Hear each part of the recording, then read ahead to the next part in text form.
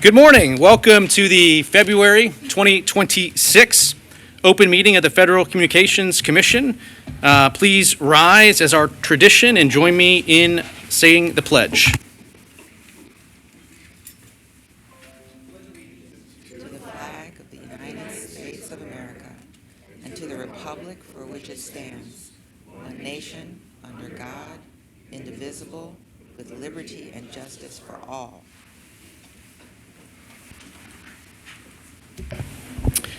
Thanks. Madam Secretary, will you please introduce this month's agenda? Thank you, Mr. Chairman. Good morning to you. Good morning, Commissioners.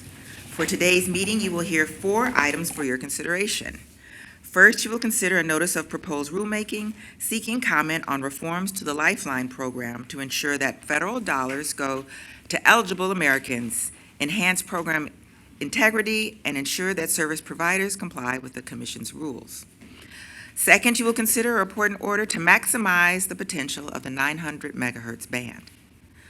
Third, you will consider a public notice to propose an application limit in upcoming NCE reserved band FM translator filing window.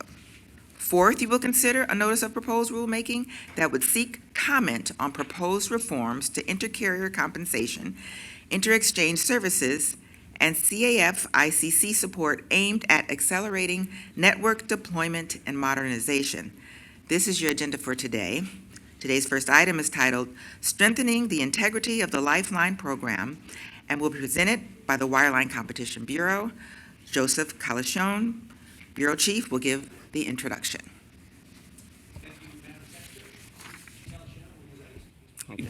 Good morning, Mr. Chairman and Commissioners. The Wireline Competition Bureau is pleased to present for your consideration a notice of proposed rulemaking that would initiate important reforms to the Lifeline program. I'd like to thank the Bureau team for their hard work on this item, as well as our colleagues throughout the Commission for their contributions and review. Joining me at the table from the Wireline Competition Bureau are Kara Voth, Deputy Bureau Chief, Brian Boyle, Deputy Chief of the Bureau's Telecommunications Access Policy Division, and Eric Wu, Attorney Advisor in the division, who will now present the item. Good morning, Mr. Chairman and Commissioners.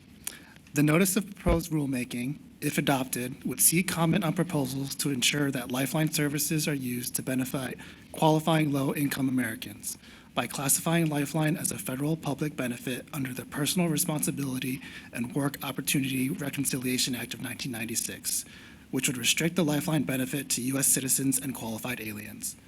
It proposes collecting the full 9-digit Social Security number from applicants and using the Systematic Alien Verification for Entitlements program, otherwise known as the SAVE program, to support household eligibility verifications. The notice further proposes and seeks comment on requiring secondary verification of a consumer's consent to enroll in Lifeline or transfer to a new eligible telecommunications carrier.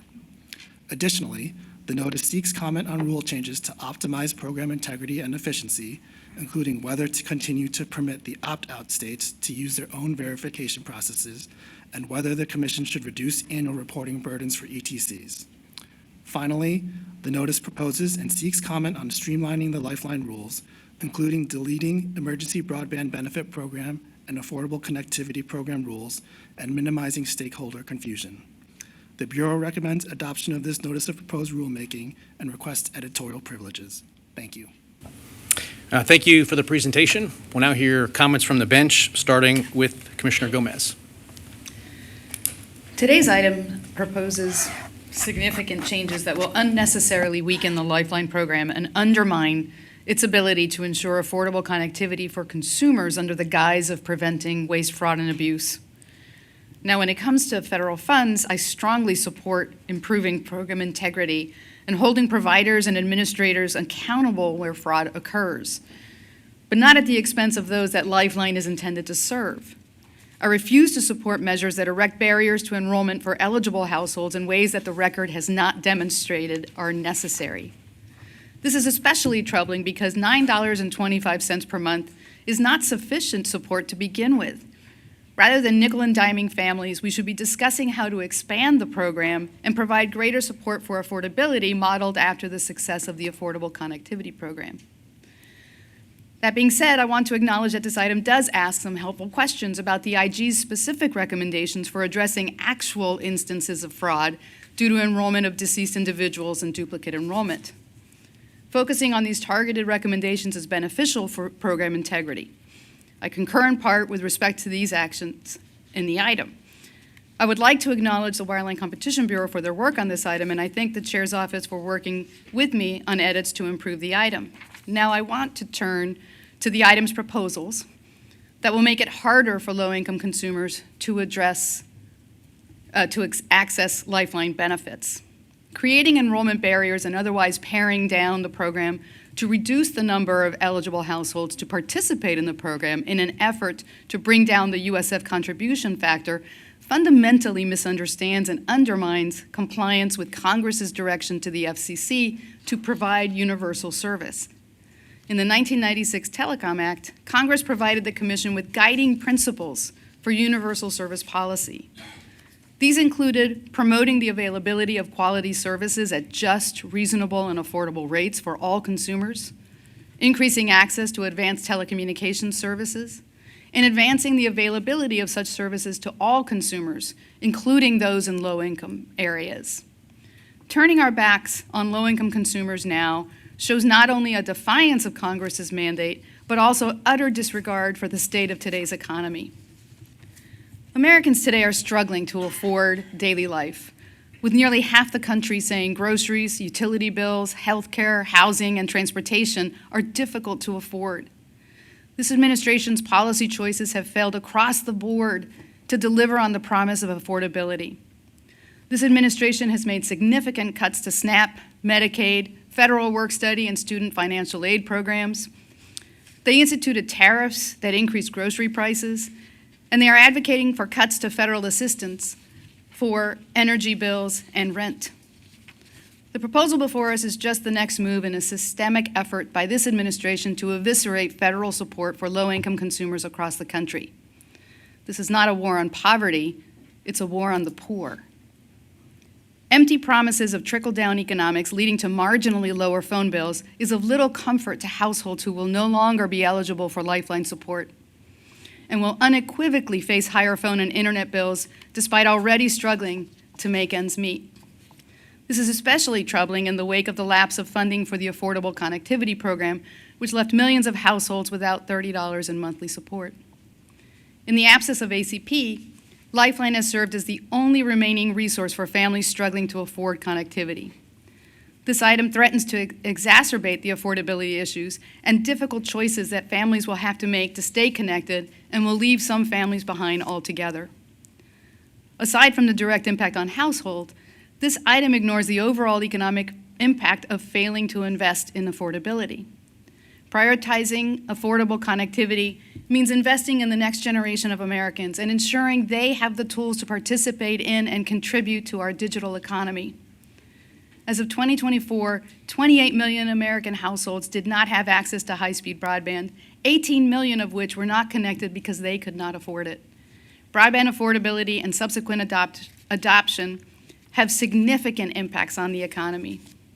A 10% increase in broadband adoption can lead to a 1.2% increase in per capita GDP growth.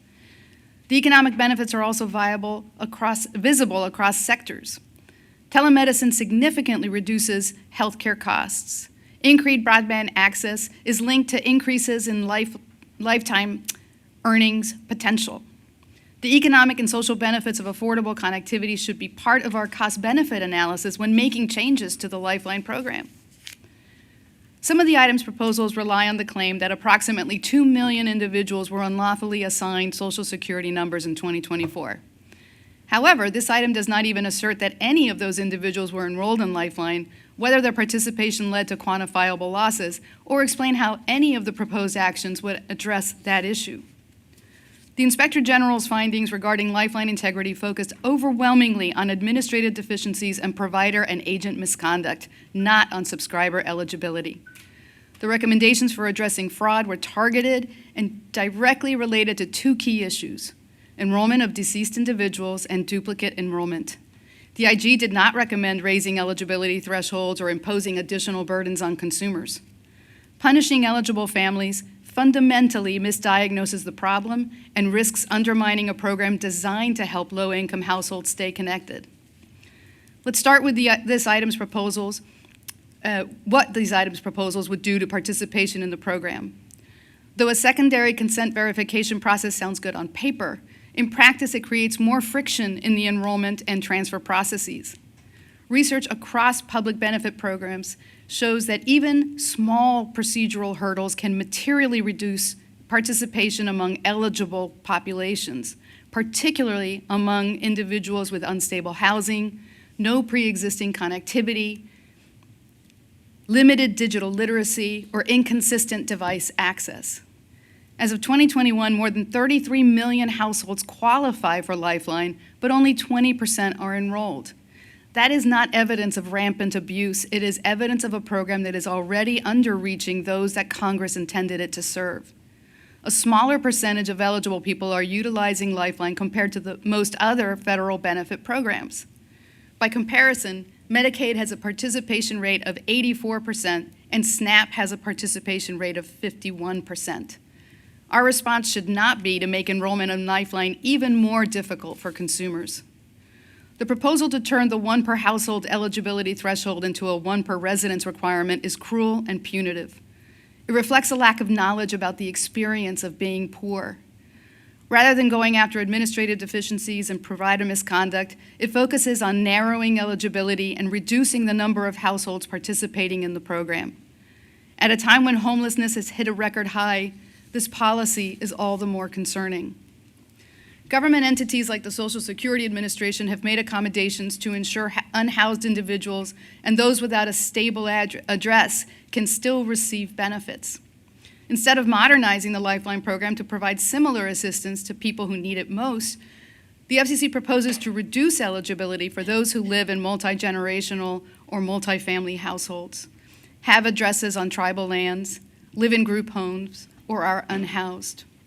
A one per residence requirement will strip affordability support away from those who do not have a stable address and those living at the same address as multiple other eligible households. The impact of this policy is inherently discriminatory. Asian, Black, and Hispanic Americans are far more likely than white Americans to live in multi-generational households. And Indigenous people experience homelessness at nearly 5 times the rate of others in the United States. Taking support away from these vulnerable populations is inequitable and indefensible. The Commission fails to demonstrate how narrowing eligibility for the program and erecting barriers to enrollment will help address the Inspector General's findings of fraud. It also fails to justify how its proposals will improve fiscal outcomes relative to administrative burdens and costs. The proposal to apply the restrictions of the Personal Responsibility and Work Opportunity Reconciliation Act to the Lifeline program is largely an administrative redundancy and poses a risk of erroneous deprivation of benefits. The vast majority of participants qualify for Lifeline through SNAP and Medicaid, programs that already incorporate the eligibility verification standards, including the 5-year waiting period established in the Act.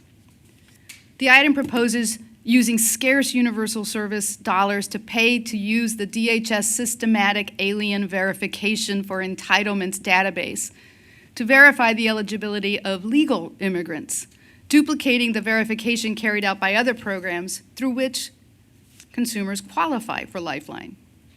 The Inspector General made clear that the Treasury's Do Not Pay database, which can be used by the FCC free of charge, is an adequate tool for identifying deceased individuals and preventing their enrollment in the program, the real source of fraud. Instead, the proposal seeks to take federal funds out of the Universal Service Fund that should be going to consumers to pursue verification completely untethered to any identified source of fraud. Every dollar spent on administrative barriers is a dollar not directed towards supporting affordability for eligible recipients.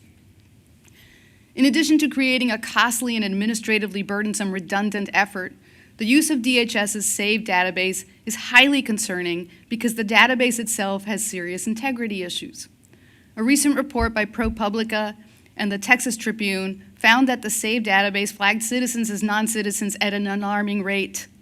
For example, Boone County, Missouri began using the SAVE database to ensure proper voter registration.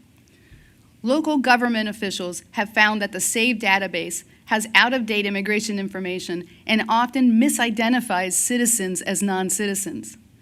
The FCC proposal to use the database poses a significant risk of erroneously depriving eligible Lifeline subscribers of their benefits. Moreover, any time the SAVE database flags an individual as a non-citizen, even when it does so inaccurately, the individual may be referred to DHS for immigration enforcement purposes. The FCC's use of a database with such inaccuracies to flag targets for immigration enforcement raises serious concerns. It is difficult to ignore the partisan undertones of immigration-related policy proposals that are untethered to demonstrated program integrity issues. As an independent agency, the FCC should not be weaponizing its regulatory authority to advance unrelated immigration policies to score points with this administration, particularly when doing so conflicts with the expertise and institutional knowledge of the agency. And importantly, erecting barriers to the Lifeline program exemplifies a failure to ensure affordability that will disproportionately impact those who need the support the most, deepening existing economic and social inequalities across the country. For these reasons, I concur in part and dissent in part. Thank you, Commissioner. We now turn to comments from Commissioner Trusty. Thank you. Quality services should be available at just, reasonable, and affordable rates. That is the first principle Congress gave the FCC to guide universal service policy. Since its creation in the mid-1980s, the Lifeline program has played an important role in the Commission's efforts to fulfill its statutory mission, to make communication services available to all Americans. Lifeline has enabled countless households to afford the communication services necessary to participate in modern life, but the program has faced persistent fraud, waste, and abuse challenges. Improper Lifeline payments ultimately diminish the program's effectiveness and jeopardize the Commission's ability to expand connectivity benefits to eligible low-income individuals and families. Notwithstanding these issues, affordability continues to be a central component of the Universal Service Fund. As we look ahead, one important step to address shortcomings in current Lifeline verification processes is ensuring that the FCC complies with federal laws governing publicly funded benefits. The public should not be asked to support benefits provided in violation of federal statutes. Last year, President Trump called on agencies to ensure compliance with the Personal Responsibility and Work Opportunity Reconciliation Act of 1996, and this notice appropriately seeks comment on how this statute could apply here. The notice also invites comment on additional steps to strengthen stewardship of public funds through our Lifeline program, including several recommendations from the FCC's Office of Inspector General aimed at preventing waste, fraud, and abuse.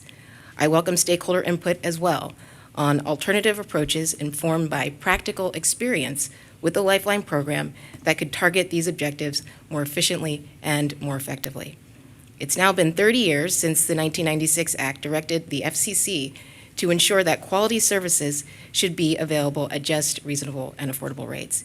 In addition to the actions we are taking today, I look forward to working with Congress through its bipartisan, bicameral USF working group to modernize universal service and promote affordability for the next 30 years and beyond. I thank the Wireline Competition Bureau for its work on this item. Thank you. Thank you, Commissioner. Each year, Americans contribute more than $8 billion to support the FCC's universal service programs, including Lifeline. And Lifeline alone is a nearly $1 billion per year program that helps low-income Americans afford basic phone and internet services. With this amount of funding comes an equally large responsibility on those of us in government. The FCC must be a good steward of those federal dollars and a vigilant administrator of its USF programs. However, a recent Inspector General advisory identified serious integrity issues in the FCC's Lifeline program, including benefits being claimed for dead people and others who are not lawfully eligible under federal law. In fact, in just 3 opt-out states alone, states where the national verifier wasn't used for eligibility, the Inspector General found that nearly $5 million went to provide phone or internet service to more than 116,000 dead people. Over 80% of those scams took place in California alone. My position on this is clear. To receive federal subsidies like Lifeline, you must be both a living and lawful beneficiary. The government should not be spending the money of hardworking Americans to provide phone and internet service to dead people. While California has tried to downplay these findings as an unfortunate reality in their view of administering a large public program where people die, the facts show something else entirely. The Inspector General's advisory shows that 40,000 people, or nearly 35% of the relevant people, or zombies, died or may have died before enrollment. And as of February 1st, nearly 9,000 of them were still receiving subsidies despite having died at some point between 2020 and 2025. I'm happy to report that as of today, every one of the deceased individuals identified by the Inspector General is being de-enrolled from the program. And just yesterday, the FCC announced enforcement actions aimed at bad actor providers. All of this underscores why the common sense reforms we put forward today are so necessary.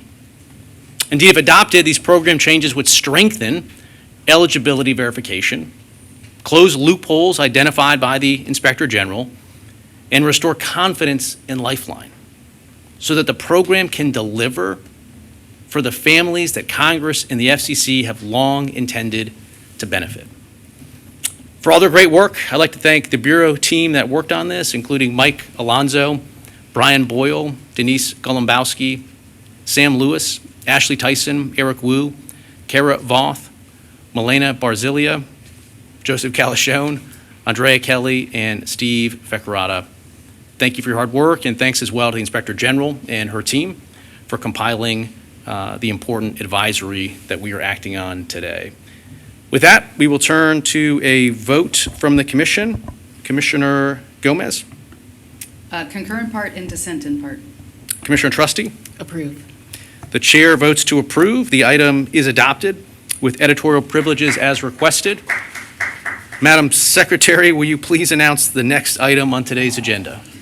Mr. Chairman and Commissioners, item 2 on your agenda is titled Maximizing the Potential of the 900 Megahertz Band and will be presented by the Wireless Telecommunications Bureau. Joel Taubenblatt, Chief of the Bureau, will give the introduction. Chief, whenever you're ready, please proceed.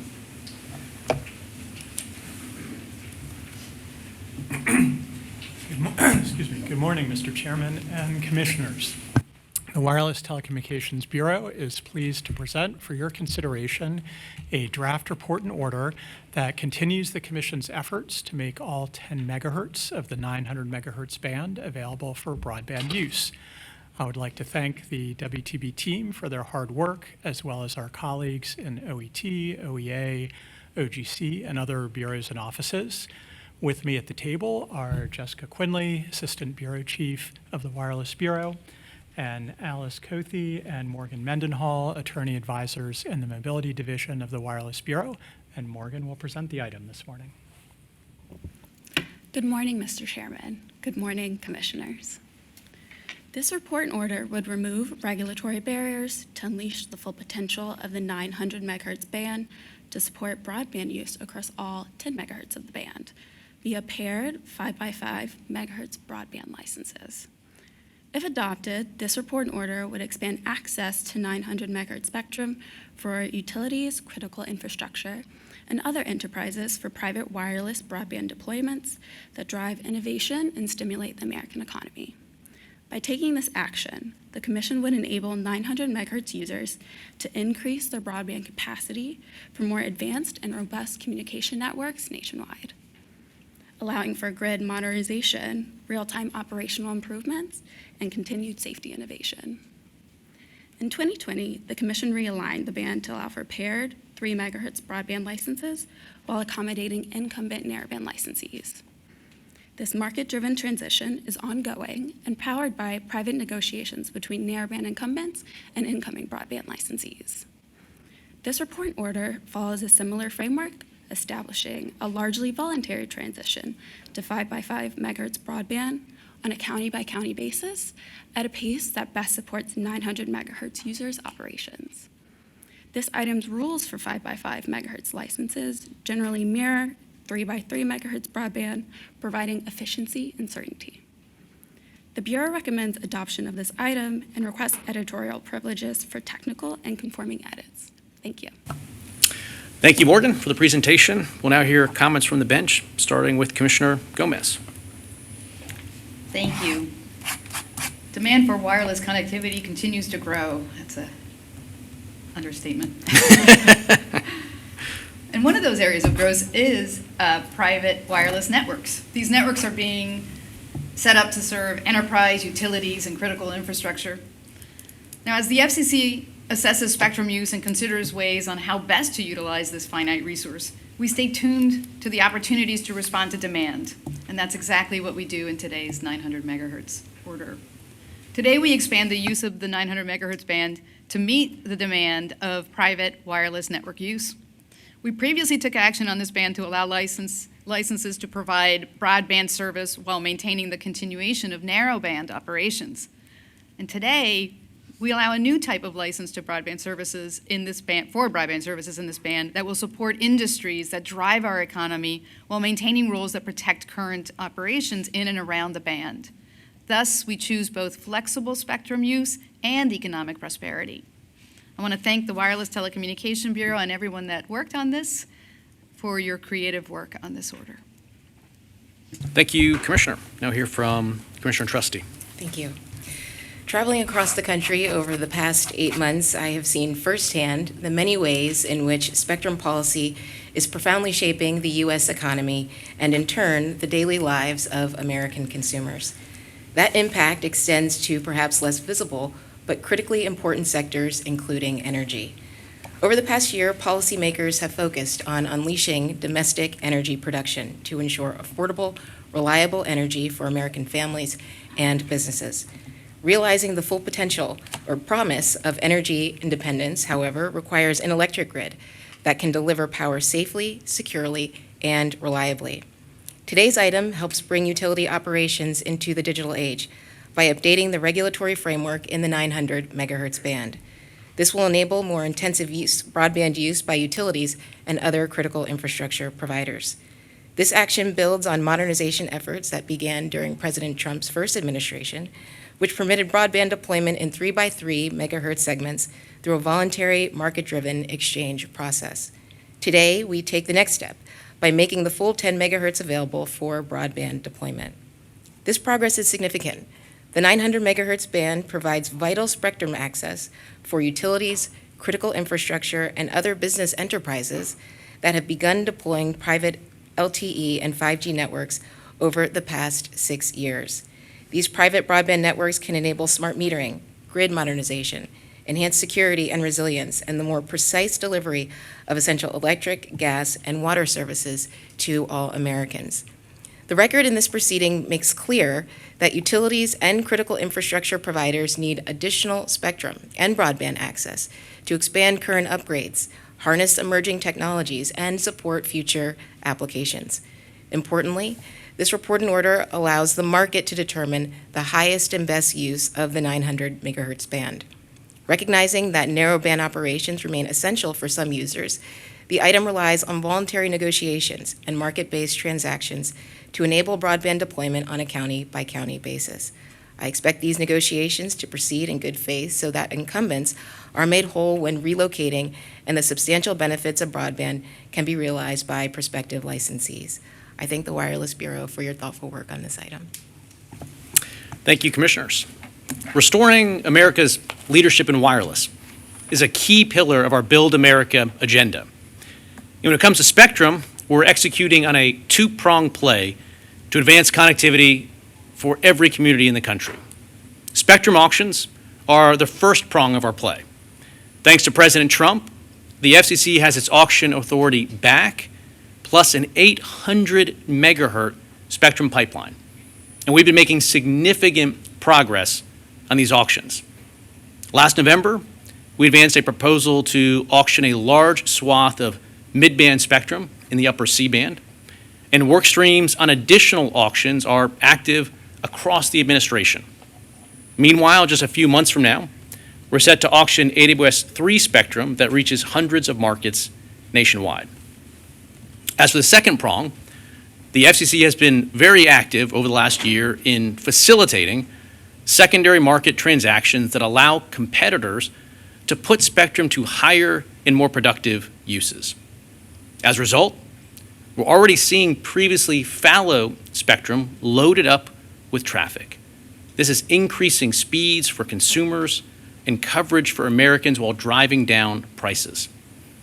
Today's decision is another win for that second prong. Our vote today enables secondary market transactions in the 900 megahertz band so that licensees can acquire a full 10 megahertz to deliver high-speed broadband services. Historically, this spectrum was limited to narrowband offerings alone. Expanding broadband capabilities here promises new private wireless deployments across a range of sectors. And by establishing a voluntary, negotiation-driven process, we give operators the flexibility they need to drive efficient transitions through private agreements. It's exactly the type of market-based approach that accelerates deployment and makes spectrum work for the American people. For all the great work on the item, I'd like to thank the Bureau team, in particular Cameron Duncan, Alice Koth, Morgan Mendenhall, Roger Noel, Cambis Ranavardi, Jess Quinley, Nina Shaffron, Joshua Smith, Chief Taubenblatt, and Andrew Ware. And with that, we'll proceed to a vote on the item, starting with Commissioner Gomez. Approve. Commissioner Trustee. Approve. The chair votes to approve as well. The item is adopted with editorial privileges as requested. And Madam Secretary, thanks for the smattering of applause. Please announce, it's getting better, it's getting there. Please announce the next item on today's agenda. Mr. Chairman and Commissioners, item 3 on your agenda is titled Proposing Application Limit in Upcoming NCE Reserved Band FM Translator Filing Window, and will be presented by the Media Bureau. Aaron Boone, Chief of the Bureau, will give the introduction. Chief Boone, when you and your team are ready, please proceed. All right. Good morning, Chairman and Commissioners. Today, the Media Bureau presents a public notice to propose and seek comment on eligibility restrictions and a general 10 application limit for new non-commercial, educational, and reserved band FM translator stations filed in the upcoming 2026 filing window. Joining me are Al Schuldner, Lisa Scanlon, and Joe Cohen of the Media Bureau's Audio Division. Joe will present the item. Mr. Chairman and Commissioners, we are pleased to present this public notice that proposes and seeks comment on establishing eligibility restrictions and a limit on the number of applications that each applicant may file in the first ever filing window for non-commercial, educational, reserved band FM translator station construction permits, which is tentatively scheduled for late 2026. The proposed general 10 application limit, which is consistent with the cap established for the 2007 and 2021 NCE FM filing windows, is intended to provide a meaningful opportunity for applicants to file for new NCE reserved band FM translator stations and expand service, while at the same time deter speculative applications and procedural delay and preserve spectrum for future secondary services. In both the 2007 and 2021 NCE FM filing windows, the Commission established a 10 application limit, which proved to be an effective procedural safeguard and helped restrict the number of mutually exclusive applications, prevented mass filings, and allowed the Commission to efficiently process and grant thousands of new NCE FM applications. We expect to receive a large volume of filings in the upcoming window due to several factors, including that there has never been a filing window for new NCE reserved band FM translator applications, and there are generally no ownership limits in the reserved FM band. The public notice tentatively concludes that establishing an application limit before the window opens will provide certainty to potential applicants and allow for the expeditious processing of applications. The public notice tentatively concludes that a general 10 application cap is a reasonable limit to prevent mass filings by speculators while still allowing legitimate applicants a meaningful opportunity to obtain new NCE reserved band FM translator station licenses. The public notice tentatively concludes that imposing a requirement that each applicant be the licensee or permittee of an existing NCE FM station, non-commercial AM radio station, or LPFM station that the proposed FM translator will rebroadcast will further these goals. Finally, the public notice seeks comment on whether the proposed 10 application cap and primary station eligibility restriction are appropriate limits, whether different eligibility restrictions or application caps would be more appropriate, or whether we should establish no limit or restrictions at all. The Media Bureau recommends that the Commission adopt this public notice and requests editorial privileges to make any necessary technical or conforming edits to the public notice. Thank you. Thanks, Joe, for the presentation. We'll now turn to comments from the bench, starting with Commissioner Gomez. Promoting localism, competition, and diversity of voices are the core goals of the FCC's media policy. Empowering non-commercial educational radio stations to strengthen and widen their reach by inviting them to apply for translator station construction permits aids all three of these objectives. Consisting primarily of public broadcasting, college radio stations, and religious broadcasting stations, NCE stations make up a sizable portion of operational radio stations, as they are owned and operated by community organizations, schools, and places of worship. They are uniquely positioned to provide excellent localized programming. These organizations' presence in communities across the nation, coupled with their lack of commercial funding, allow them to provide critical, educational, cultural, and entertainment programs that are specific and relevant to the communities they serve. With this first ever opportunity for NCE stations to apply to construct translator stations, the Commission supports their excellent work by allowing them to bring vital programming to broader audiences and keep step with commercial stations that already have access to translator and booster services. This action will also ensure that these community-based stations can provide their programming in areas where the natural environment inhibits the reception of radio services, such as rural and remote communities. I'm pleased that the Commission rightly recognizes the importance of NCE radio stations to communities across the nation and will aid them in enhancing their programming's reach. I want to thank the Media Bureau staff for their excellent work on this important item. Thank you, Commissioner. Commissioner Trusty. Well, thank you. I won't have a statement for this item, but I want to thank the Media Bureau for your thoughtful work here. Thank you.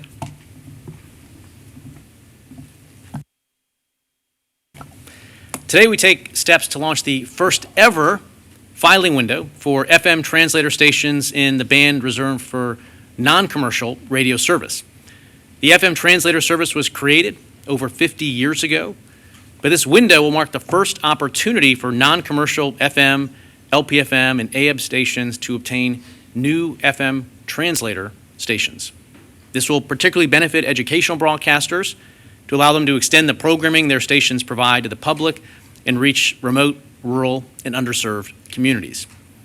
Today, we seek comment on how to tailor this upcoming window. We explore eligibility requirements and application limits to prevent gamesmanship and preserve the airwaves for future local and community-focused services. I look forward to seeing the positive results of this unique window and the continued growth for non-commercial service in the FM band. For all their great work on the item, I'd like to thank the team again, Jim Bradshaw, Joseph Cohen, Lisa Scanlon, Al Schuldener, Aaron Boone, Amy Vander Kirklove. Did I get close? Okay. All from the Media Bureau, so thanks to the team for their great work on that. We'll now turn to a vote. Commissioner Gomez? Approve. Commissioner Trusty? Approve. The chair votes to approve as well. The item is adopted with editorial privileges as requested. And Madam Secretary, will you please announce the next item on today's agenda? Mr. Chairman and Commissioners, item 4 on your agenda is titled Reforming Intercarrier Compensation and will be presented by the Wireline Competition Bureau. Joseph Calichon, Bureau Chief, will give the introduction. Chief, when you and the team are ready, please proceed. Good morning, Mr. Chairman and Commissioners. The Wireline Competition Bureau is pleased to present for your consideration a notice of proposed rulemaking that, if adopted, would take the next step in modernizing the regulatory framework for voice services and support the transition to all IP networks. I'd like to thank the entire Bureau team for their hard work on this item, as well as our colleagues in the Consumer and Governmental Affairs and Public Safety and Homeland Security Bureaus, and the Offices of International Affairs, Economics and Analytics, and Communications Business Opportunities, as well as General Counsel.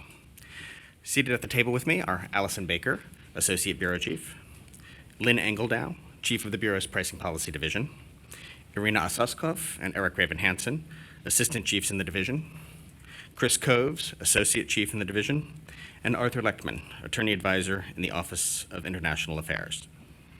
Eric Raven-Hansen will now present the item. Good morning, Mr. Chairman and Commissioners. This notice of proposed rulemaking, if adopted, would seek comment on proposals and reforms to accelerate network deployment and modernization by eliminating regulations that hinder the transition from time division multiplexing, or TDM networks, to all IP networks. Specifically, the notice proposes to move all remaining intercarrier access charges to a bill and keep framework.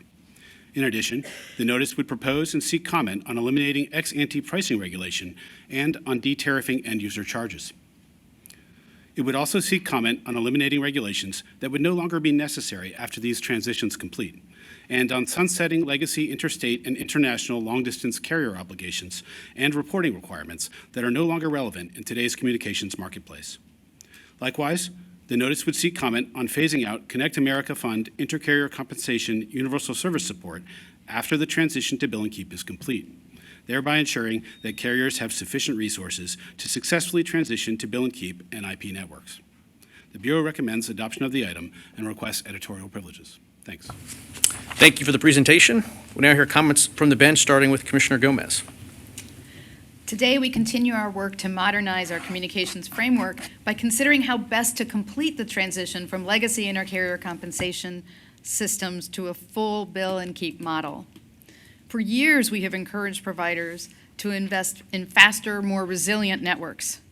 Modernization also requires us to revisit rules written for a very different technological era. The current intercarrier compensation regime was built around circuit switch networks and per-minute charges, a structure that no longer reflects how Americans communicate today. This item seeks comment on how to remove outdated incentives, align our policies with today's IP-based marketplace, and ensure the transition is handled thoughtfully and responsibly. I thank the chairman for his leadership on this effort. I thank the Bureau for your long, patient briefing, and as well as for your hard work on this item, as well as everyone else in the Commission's hard work. Thank you. Thank you, Commissioner. Commissioner Trustee. Thank you. The transition to advanced communications networks promises significant benefits for consumers. Those benefits include enhanced service quality, greater innovation and competition, stronger public safety capabilities, and improved resiliency. The transition will also help protect our communications infrastructure from threats ranging from coordinated attacks to copper theft. Today's notice builds on the IP interconnection NPRM the Commission issued in October.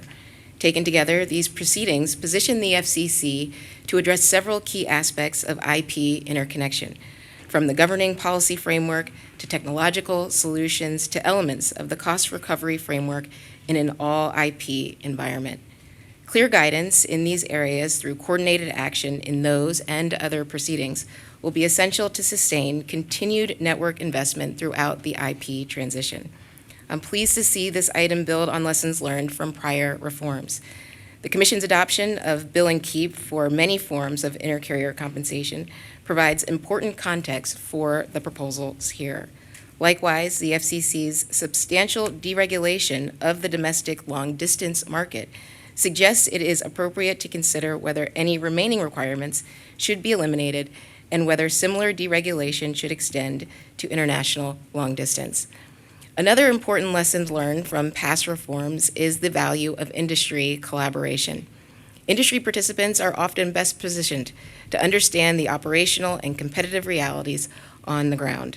The Commission has previously relied on stakeholder proposals when shaping intercarrier compensation and universal service reforms, and this item wisely seeks that input again.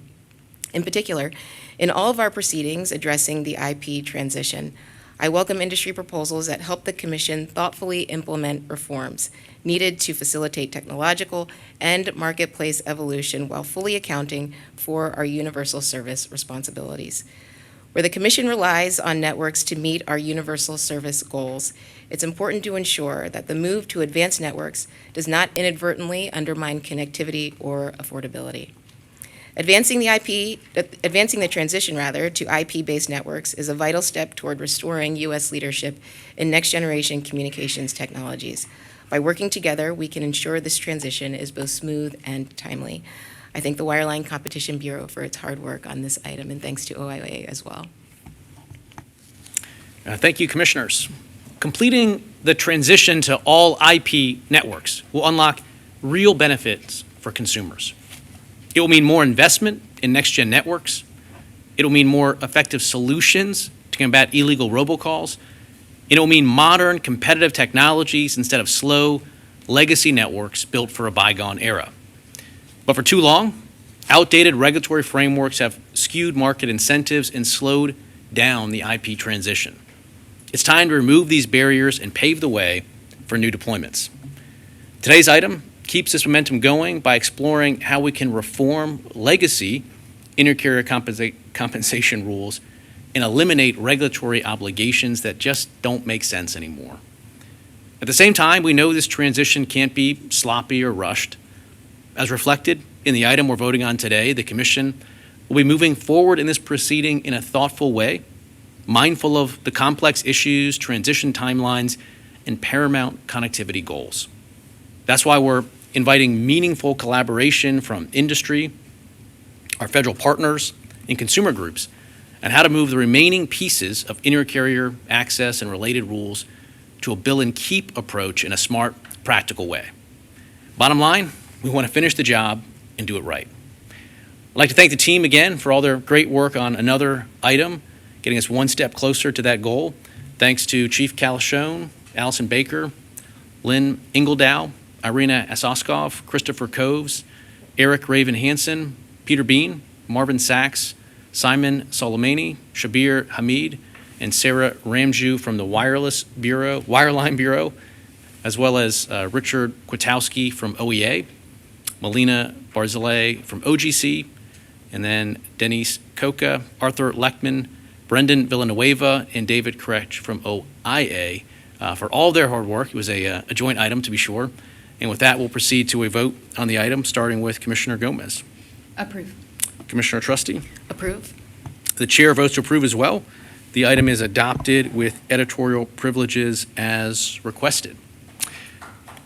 Yeah, intercarrier comp. It's a good thing. At this point, would any of my colleagues like to make some announcements? I'll have some to come. I guess pile on to. First up for us is one big retirement at the agency. We want to congratulate our longtime managing director, Mark Stevens, on his upcoming retirement after 35 years of distinguished service. I don't know if Mark is here or is already taking advantage of the upcoming retirement, looks like.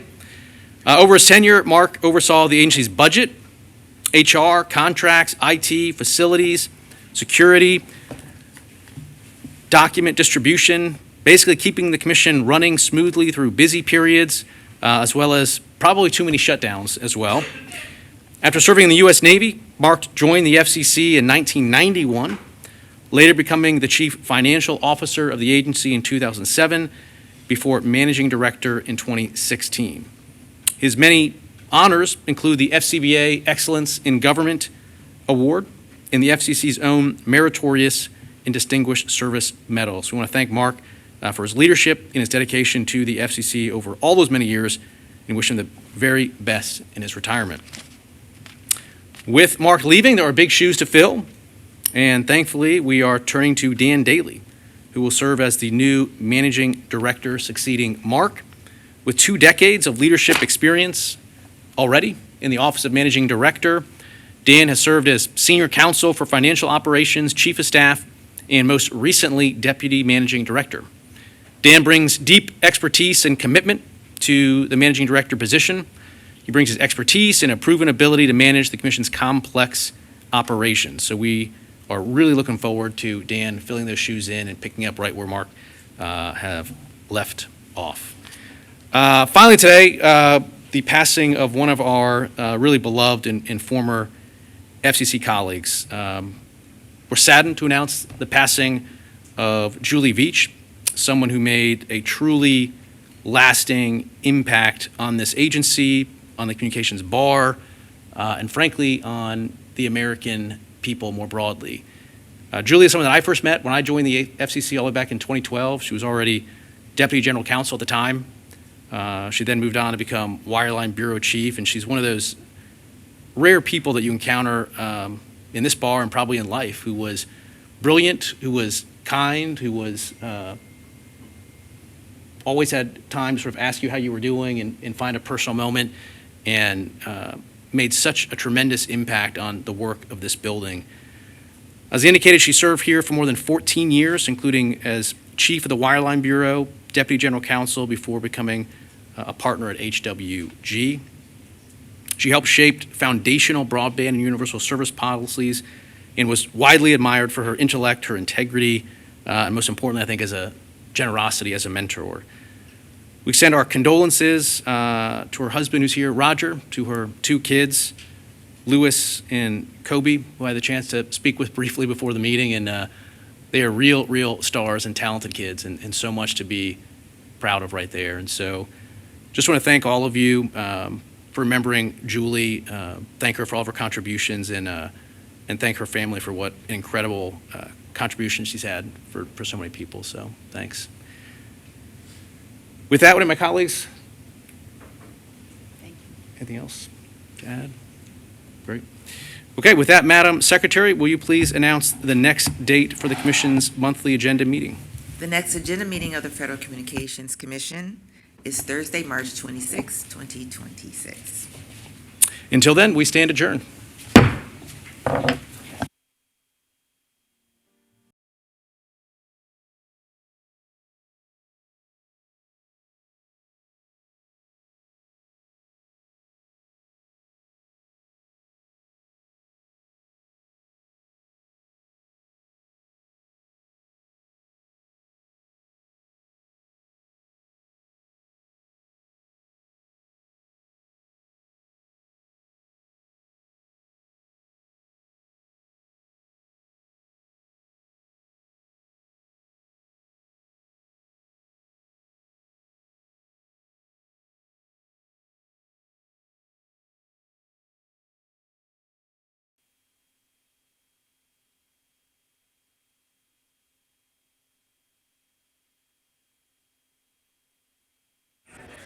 All right, everybody, we'll be starting the chairman's press conference momentarily, so if you could please take a seat and take your conversations outside, I'd greatly appreciate it. As a reminder, if you could please identify your name and your outlet, and we are trying to go to 1 question a person, please. And so with that, I'm going to hand this off to the chairman of the FCC, Brendan Carr. Thank you.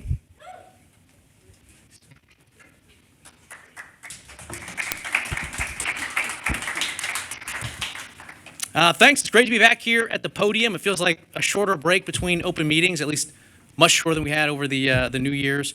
But it's great to be back again. We've stayed really busy in their intervening time, as you saw from this meeting. In particularly, I am very proud of the actions that the FCC took today to strengthen the integrity of the federal Lifeline program. I think the waste, the fraud, the abuse identified by the FCC's Inspector General last month is completely unacceptable. $5 million went to providing phone and internet service to dead people. Over 94,000 people alone in California.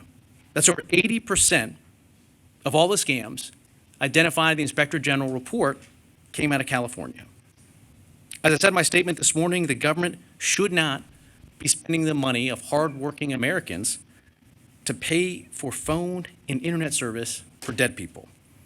Apparently, this is a controversial position, but we're not going to stop. We're going to keep everything going to make sure that we root out the waste, the fraud, and the abuse in that program. With that, happy to turn it over and take some questions. Hey, Mr. Chairman, John Hind with Politico. Wanted to ask about how you think your equal time guidance has been going so far over the last few weeks. Specifically, curious, at this point, is there any concern that there could be, fewer voices on air because of that? I'm curious how you're seeing the Colbert incident this week. Obviously there was an interview that was not aired at this point. Are you at all concerned that companies might, look at the situation and, simply choose not to mess with that at all? Like, where does that all fit right now when you're looking at things now, just a few weeks into the new guidance? Well, look, when I step back and look at the entire arc of the news story yesterday, I was highly entertained. I think it was probably one of the most fun days I've had on the job, watching sort of the hilarity of how this story played out. I mean, look, anybody that's, not suffering from a terminal case of Trump derangement syndrome could see right away yesterday the exact story arc and how it was going to play out.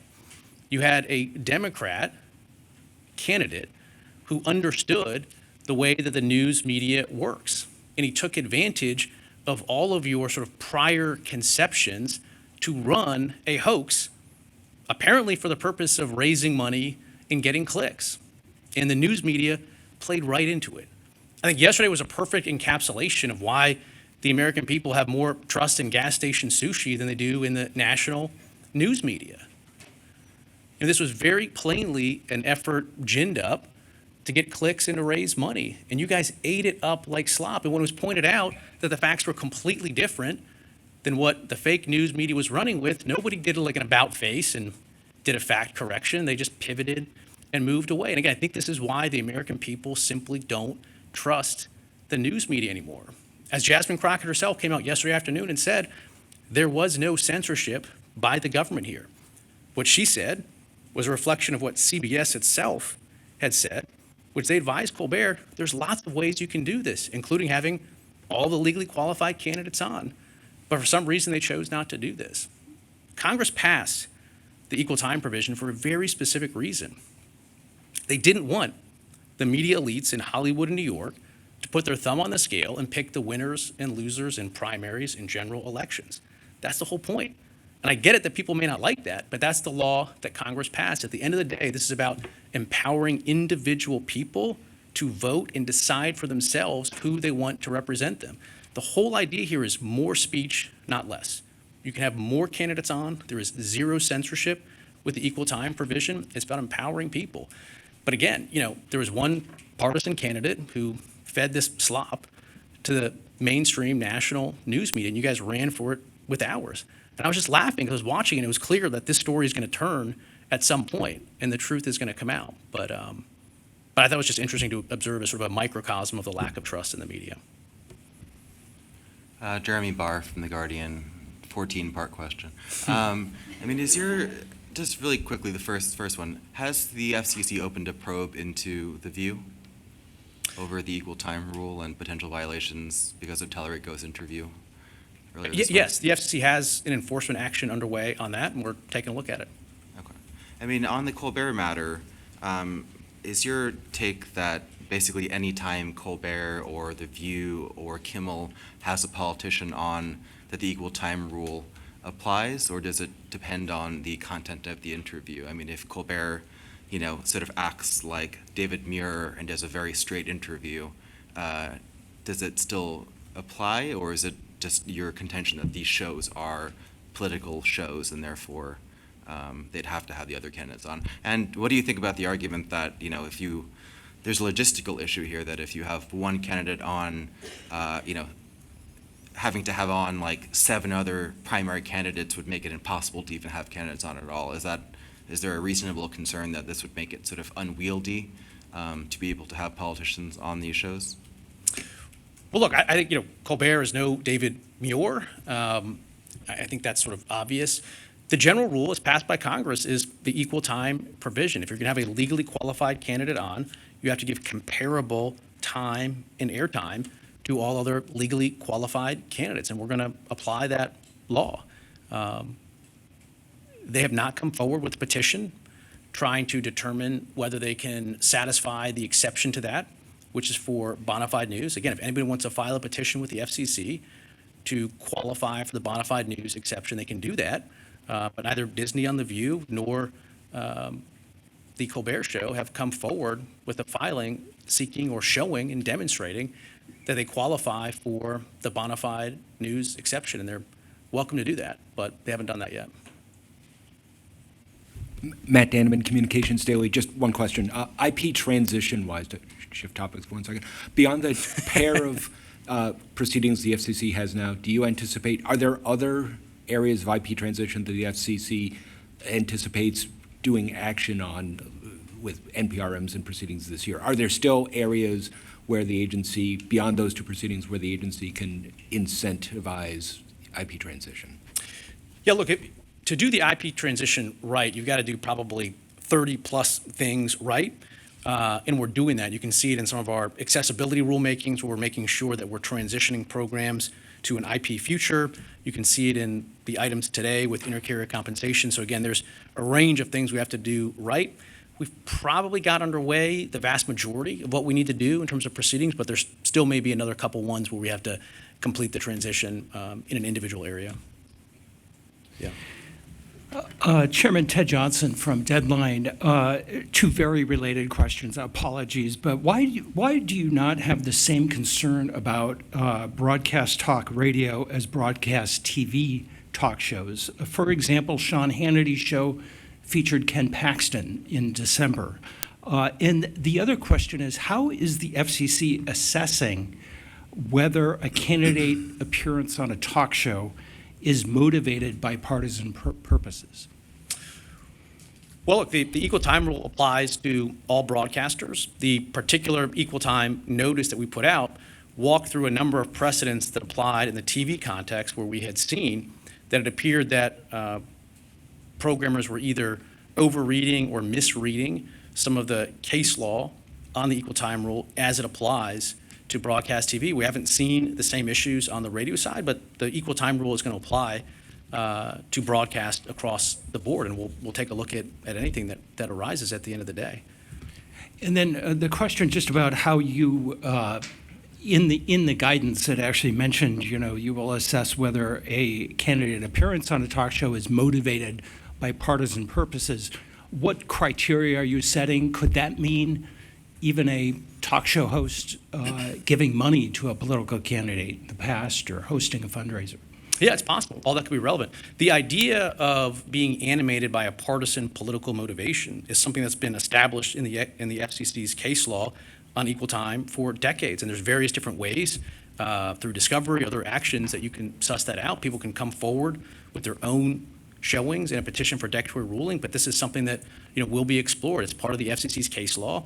And the idea is that if you're a partisan political actor under the case law, then you're likely not going to qualify under the bona fide news exception. And that's okay. It just means you have to either provide equal airtime to the different candidates, or there's different ways you can get your message out, again, through streaming services and other means for which the equal time rule doesn't apply. And just to clarify, a partisan political actor would mean a talk show host or someone whose show it is. Could be that, yeah. Could be that. Hi, Diego Munoz from Punchbowl News. A quick clarification and then a question. Just, does the rule apply to every single House member, given they are all up for re-election in November?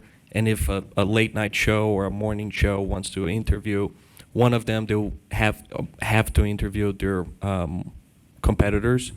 And then the question is, on the Nexstar deal, will you issue a waiver, or are you going to raise the 39% ownership cap? Well, on the equal time rule, right now, the relevant inquiry in most parts of the country is the primaries, not the general. And so, for instance, the claimed equal time issue in the Colbert instance had to do with Democrat-on-Democrat violence. This was about James Tallarico looking to get a sort of a click and a view and maybe a vote and a money boost over his two opponents in the Democrat primary. Now, another option that would have been available to Colbert was to run the exact interview that he wanted on air, but not run it on a station in Texas. That might have been another one of the options that he could have taken advantage of. But the rule right now, given where we are in the election cycle, is for primaries. And again, we're going to apply it according to the FCC's case law. With respect to Nexstar Tegna, I support that transaction. We're going to be moving forward with it here in terms of the exact document that we do that through. Stay tuned, and when we release it, you'll see it. Hi, Chairman. Chris Cole with Law 360. I wanted to ask if you'd give any consideration to raising the Lifeline support amount for eligible households, because according to the National Lifeline Association, it's operating currently at less than 1/3 of its annual budget. So is it worth at least asking the question whether for eligible households the support amount should be increased? Well, I think in order of operations, step one should be to make sure that we're not increasing the amount of money to go to provide even more money for phone internet service to dead people. So step one has to be to get some of the fundamental waste, fraud, and abuse out of the system, and that's where our focus is at this point. Chairman Carr, Dave Shepherdson from Reuters. Let me just follow up on a couple of the questions. So the guidance you gave said that none of the talk shows, the FCC has no evidence that any talk show on the air today would qualify for the bona fide news exemption. Can you sort of discuss a little bit more about the view, what you're doing? Is this a notice of, have you filed a notice of apparent liability, or what precisely this enforcement action looks like? And based on that investigation about the view, should the rest of the networks interpret that as if they opt not to file a petition and to put a candidate interview on the air, that the FCC would pursue down the same path and basically treat them how you're investigating the view? Well, we are pursuing Disney's program, The View, as an enforcement matter at this point. In terms of the specifics of that, I don't want to provide more detail at this point than that, other than it's an enforcement matter that we're taking seriously and that we're pursuing. Every single broadcaster in this country has an obligation to be responsible for the programming that they choose to air. And they're responsible whether it complies with FCC rules or not. And if it doesn't, then those individual broadcasters are also going to have a potential liability there. And again, this is a rule that's been on the books for a long time, going back decades. If people don't like it, that's okay. They can go to Congress to try to change it. But our job is to make sure that we're faithfully applying the statutory requirements, and that's exactly what we're going to do. And if you want to be a bona fide news program, like a lot of the interview programs of years before, you're going to have to fit within the four corners of the bona fide news exception. And otherwise, you have to comply with the equal time requirements. Does that mean you have to file a petition that the FCC is not going to treat anybody, any late night or daytime talk show, as a bona fide news program absent filing a petition and getting a ruling from the commission? Well, look, again, historically, the way this worked is that shows would come to the FCC and they would describe the specifics, whether it's, the Tonight Show or the Today Show, and the FCC would issue a ruling based on the contours of that program as it existed. Now, if you flash forward 40 years and new hosts and new format and new style and new approach, the idea that you can rely on, a 40-year-old case law for the current iteration of the program, I don't know that that's supported. And so we've encouraged people to file petitions. Again, the ones that we've seen have yet to establish that they are qualifying for the bona fide news exception. The general rule is equal time applies. There's some narrow exceptions. You got to fit within those exceptions, though. So have you gotten some petitions yet since the January guidance? Not that I'm aware of. No. Anyway, and do you want to respond to Stephen Colbert, who said you were motivated by a desire to keep content off the air that makes fun of President Trump or that Justin Trump doesn't like? Well, what's so ironic about it is, had they gone down the path of complying with the equal time provisions here, it would have meant more airtime for more Democrats to say whatever those Democrats wanted. So again, this is part of the broader hoax that too many in the fake news media simply fell for, hook, line, and sinker. One partisan political candidate sent out a tweet that said the Trump administration refused to air a segment, as if that's something that we do. As the facts have come out, it's very clear what happened. CBS, in their own statement, says that they gave Colbert lots of ways they could do exactly what he wanted to do, but they chose not to do it. And it reminds me of that, I don't know how long you are, it reminds me of that meme where, someone with a bicycle takes a stick and pokes it through their own front wheel and they end up crashing, and then they, cry for help and for donations and for clicks and for views. And again, too many in the mainstream media simply fell for it. And I thought it was hilarious, again, all day, just watching the arc of this story. And it was so clear where it was going to go. And it's why so many people don't trust the fake news media anymore. But look, I get it. It's tough to be Colbert. He's had what he probably views as a long and distinguished career in the limelight. He sees that limelight is fading, is coming to an end. That's got to be a difficult time for him. I get it. But that doesn't change the facts of what happened here.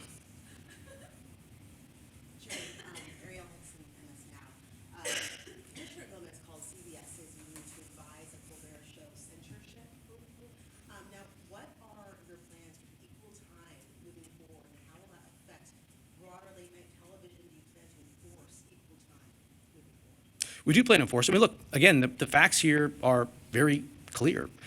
CBS put out a statement yesterday saying that they provided guidance to the Colbert Show, that they could do the exact interview that he wanted to do, that they could air it on broadcast, provided that they also provided airtime to all other legally qualified candidates. There's at least 2 others. So there was a clear path forward, even under CBS's own reading of the law, for them to do it. So there was no censorship here at all. But again, that's part of what the hoax that was out there, is that there was a partisan political candidate that wanted to claim censorship for purposes of getting views and clicks. And it was an effort to self-Streisand effect, and the media played right into it. When the media was called out for it, they just pivot away and ask other questions. But I mean, I think you guys should feel a bit ashamed for having been lied to and then just run with those lies. I think it was an embarrassing episode for the media. As a follow-up, we were looking at equal time as a concept here. For the Colbert Show, would they have to have the third candidate, Ahmad Hassan, on, and would that be clarified? Yeah, again, there's lots of options here. You can have all the legally qualified candidates on. The broadcaster could provide comparable airtime, meaning potentially outside of the show entirely. It's just comparable airtime, comparable time and placement. And so we've seen this before, where you don't necessarily have to put the person on the same show at the same time. So if Colbert has a preference for one candidate over another, and I have no idea if he does, but if that's what his preference is, he can do that. But broadcasters have the obligation then to provide comparable time and placement. So one workaround is have one person on the show, comparable time and placement for others. Again, the rule is limited to the context of legally qualified candidates, which was here Texas. So you could also just run one candidate on stations outside of Texas. There's lots of options that they had, but the option that they chose was to create this hoax, I guess in an effort to gin up clicks, knowing that it would fit with so many of the priors of the people in the media, and that they would just run with the narrative. And that's exactly what happened. So it was their decision to do this. There was lots of options, and we're going to simply enforce the equal time rule. Hi, Chairman. I'm Dan Novak. I'm with the National Law Journal. Just to follow up on the guidance, when the FCC said that there's no evidence that any late night or daytime talk show qualifies for the exemption, I'm just wondering how the FCC came to that conclusion, and if this is true, I mean, should stations just assume that partisan appearances now trigger equal opportunity requirements? Look, every single station in the country, whether they're owned and operated or affiliates, you can make the argument, I guess, that an owned and operated station has a particular liability because of the unanimity of the corporate structure with the program itself.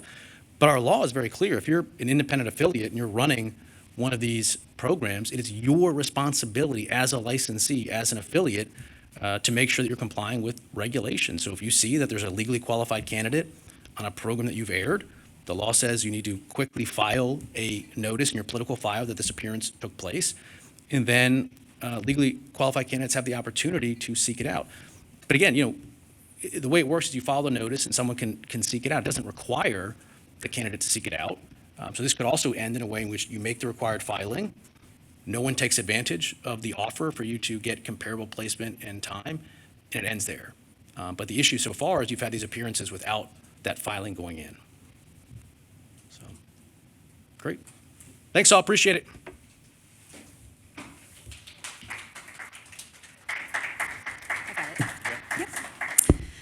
Thank you, Chairman. And this will conclude our Chairman's press conference. Up next, I'm going to hand the reins over to my colleague, Will Whitequist, for the Bureau press conference. Thank you so much.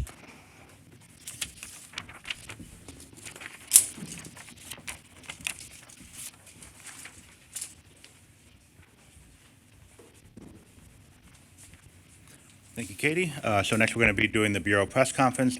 We're going to be taking questions on the items voted on today, specific to those items with the Bureau. So I'll go through the items, ask if you have any questions. I'm guessing my dear friend at Com Daily probably will, and then we'll call up the bureaus accordingly. So I'm going to group the two Wireline Bureau items together. So if Wireline can come up, I can see they already have a question. So this is the Lifeline item and the Intercarrier compensation item together.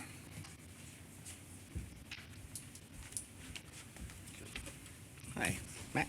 Chief Tauchon, hi. On the Lifeline item, Commissioner Gomez indicated she had some changes made to the NPRM. Beyond those, were there other material changes made to the item between the draft and what was just voted? So, the usual question. So yes, we did make a number of changes to the publicly circulated draft that you'll see when it comes out in a day or so. We added a more robust cost-benefit analysis, discussion on how secondary verifications could occur, especially for first-time Lifeline subscribers who don't already have access to text and email. Questions about ETC compliance plans, questions about non-compliant billing arrangements and usage requirements,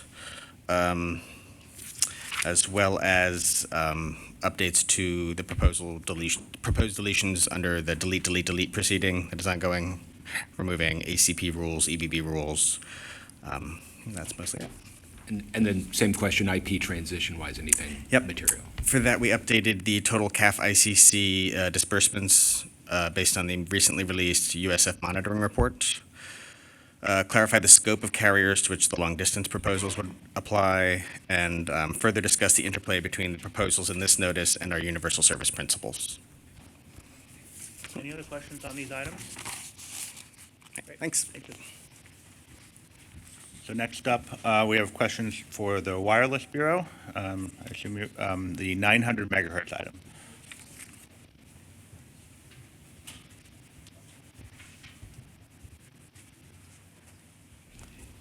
Chief Taubenblatt, Matt Danneman, Communications Daily. Same sort of question, any material changes from the item? Specifically, any changes related to issues GoGo had brought up to the Bureau?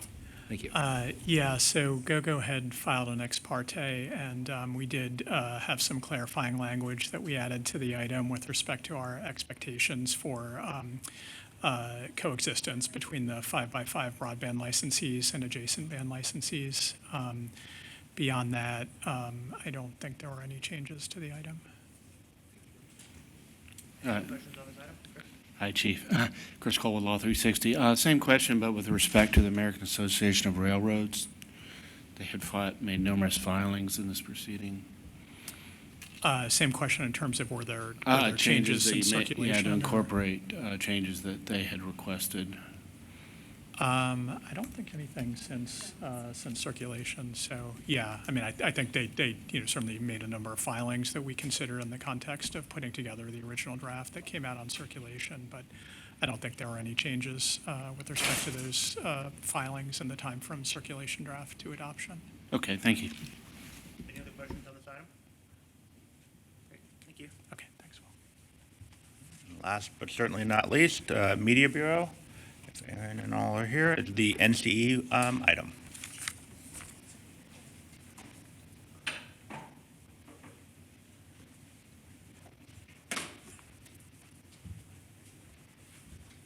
Chief Boone.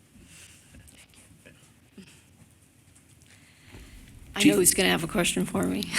I don't even have to ask. There were a few changes, but nothing hugely substantive. There was a couple of just cleanup things and clerical, really. Nothing, no policy changes. Mm-hmm. Any other questions on this one? Great, thank you. Thank you. All right, thanks all, and with that, I will turn it over to Commissioner Gomez. Thank you all.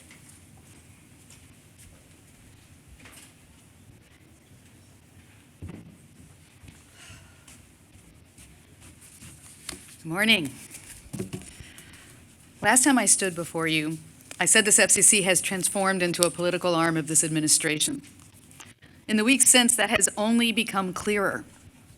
First, political figures and partisan organizations who understand the power of this agency publicly called for an investigation into what was, by any objective measure, a routine Super Bowl halftime show.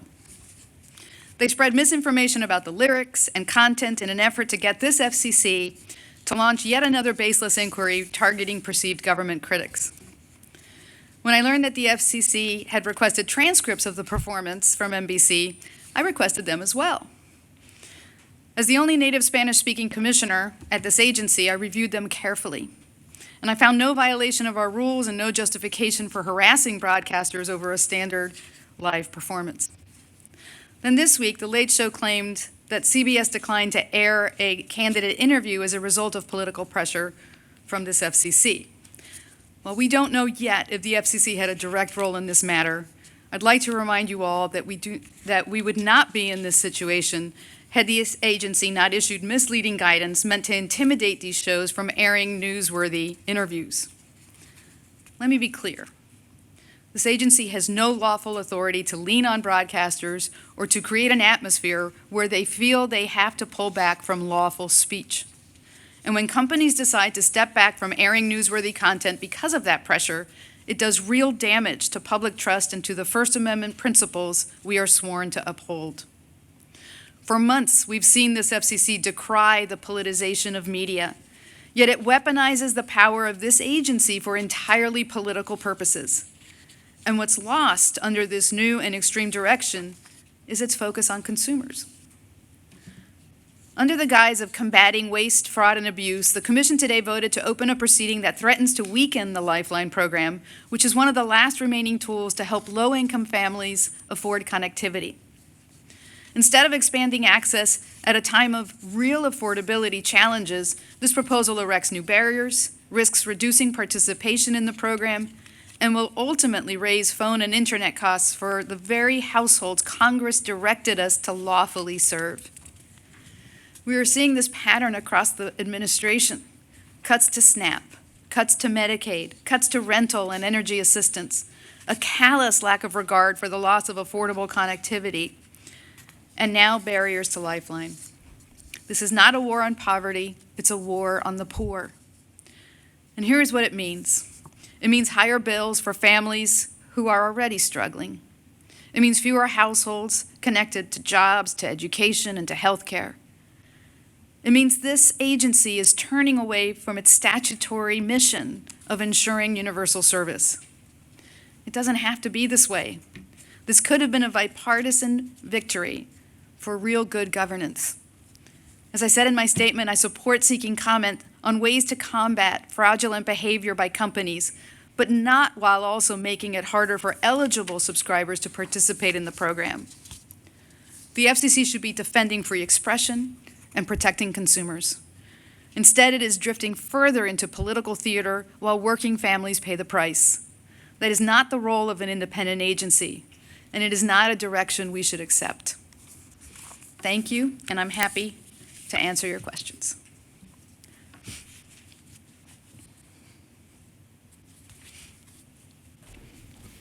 Okay, I'm done. Commissioner Gomez. I'll go next.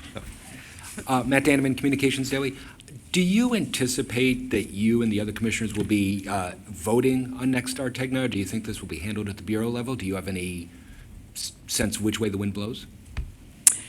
This should be voted at the commission level. It should absolutely not be done at the Bureau level. It's a new and novel issue, and it also is a very difficult issue because actually approving the transaction would be prohibited by the statutory cap on ownership. But you've not heard whispers of how this is. I heard what you heard. Jeremy Barr from The Guardian. Are you concerned that the FCC might be the one that's sort of instigating these investigations into networks? My understanding was that the candidates were supposed to be the ones making the complaints, and talking to some outside groups, they really hadn't made a complaint about The View. So the sort of origins of the View investigation in particular, then with Colbert, it seemed like, I guess, CBS lawyers were trying to get ahead of a potential investigation. But do you feel the FCC should be the one that is sort of putting everybody on notice and then potentially launching these probes, or that that's not the way it's supposed to work under the equal time rule? So this equal time rule issue is just one of a long pattern of this administration using the FCC to go after content it doesn't like. We have long established precedent on the applicability of the bona fide news exception to the equal time rule. And I think that the broadcasters had every reason to rely on that long-standing precedent. So what you are seeing is using and weaponizing our enforcement process in order to pressure broadcasters to self-censor. We saw that this week with CBS. And this is all part of a pattern getting to the same outcome. What's dangerous about this is the fact that this FCC wants to delve into content and editorial decisions by these broadcasters. Yes, we have an equal time rule. Yes, it is a part of our statute. And yes, we have a bona fide news exemption. The way that that news exemption works is if you have a program that is regularly scheduled, if that broadcaster or the independent producer controls that content, and if the broadcaster or that producer's decisions on format, content, and participants are based on newsworthiness rather than a motivation to help or hinder a particular candidate, then they are entitled to the bona fide news exemption. What this FCC is saying is, we want to delve into your decisions on this. And prior FCC precedent, if you look at the Jay Leno decision, the commission said, we defer to the judgment of the broadcaster on the newsworthiness of the program, because doing otherwise would threaten or would be an incursion into First Amendment violations. But this commission wants to make that investigation where it is going to challenge everything that these broadcasters are doing in order to make a finding, in the end, to pressure these media companies. I think you've talked about, there's lots of probes open right now. It's kind of hard to keep track of all the probes.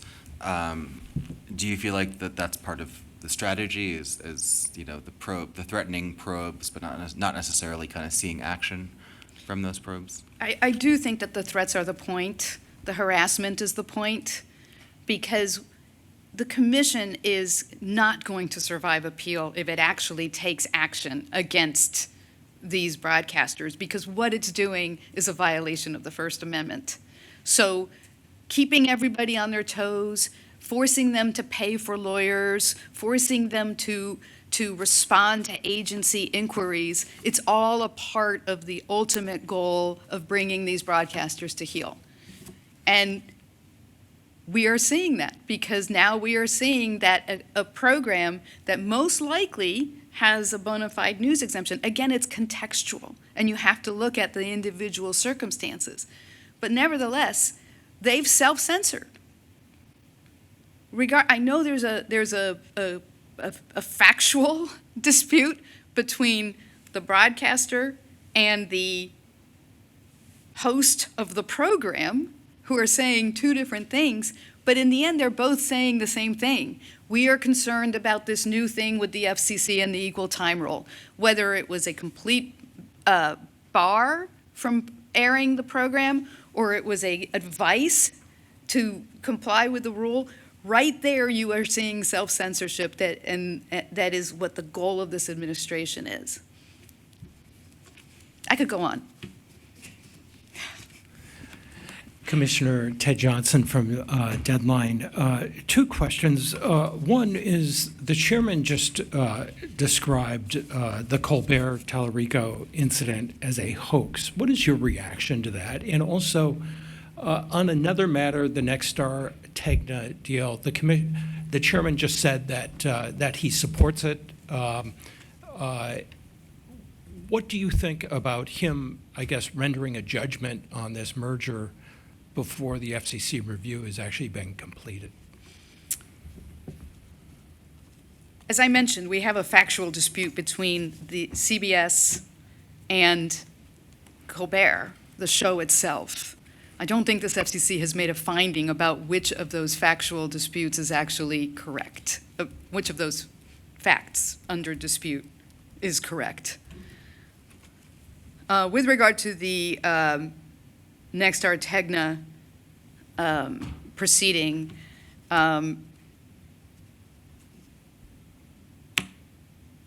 I don't know where we are in terms of, we being the FCC, in terms of reviewing of the merger.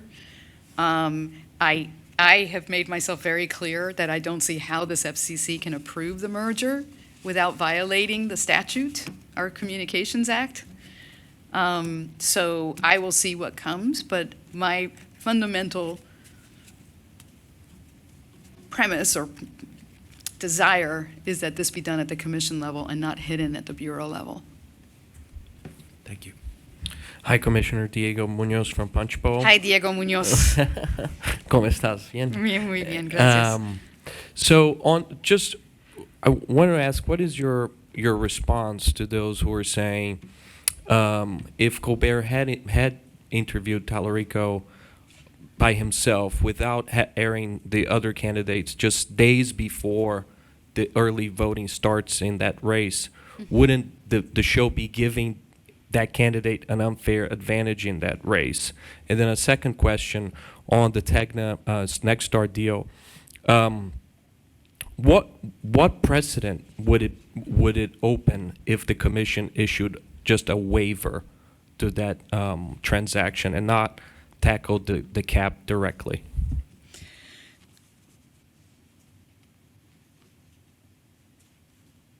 I'm trying to remember exactly how you asked the first question. So,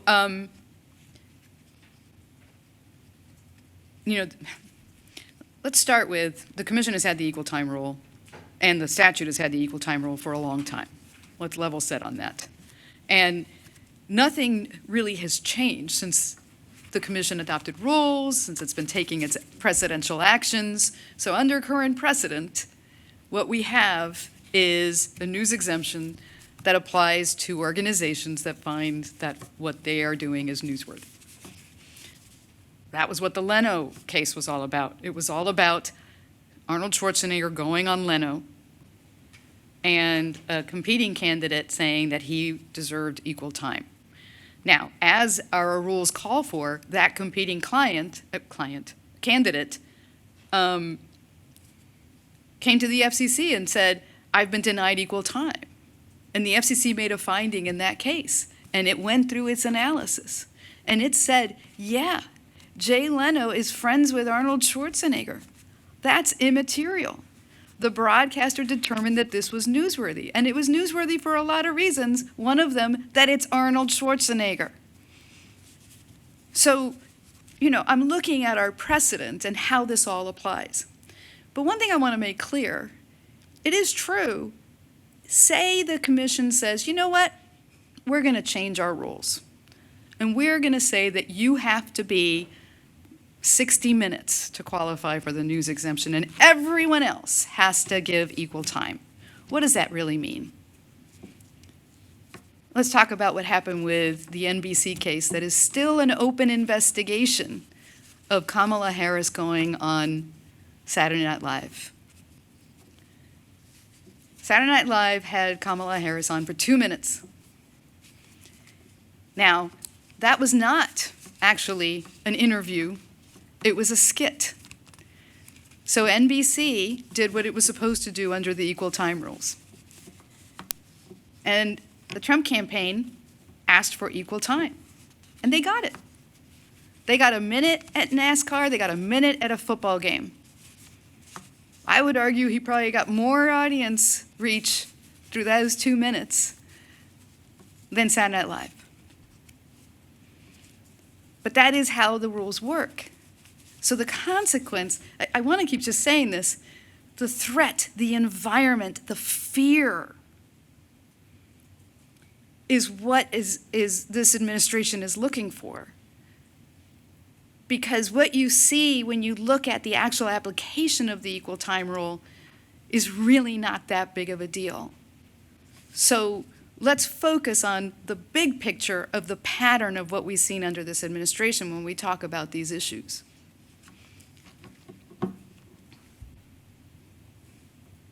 Just on the precedent that the waiver would set on the next start. Sorry. Not sure exactly what you're saying. The Bureau can't waive a statutory provision. I think it's very dangerous if we're going to start having bureaus waive statutory requirements. Statutory requirements, which, by the way, say you may not forbear from enforcing this particular cap. That is what the Communications Act says. So it's a very dangerous precedent if we're going to start using the Bureau unlawfully. Hi, Commissioner. Hey. Chris Cole from Law 360. I just wanted to go back to Lifeline because I wanted to ask the same question about raising the support amount for eligible households. Whether you ever envision that being part of a proceeding, and also sort of related, are state broadband caps the way to go, price caps that is, considering that there's not any congressional action on an ACP replacement or on this Lifeline support amount? Can you repeat the second part of the question? I'm sorry.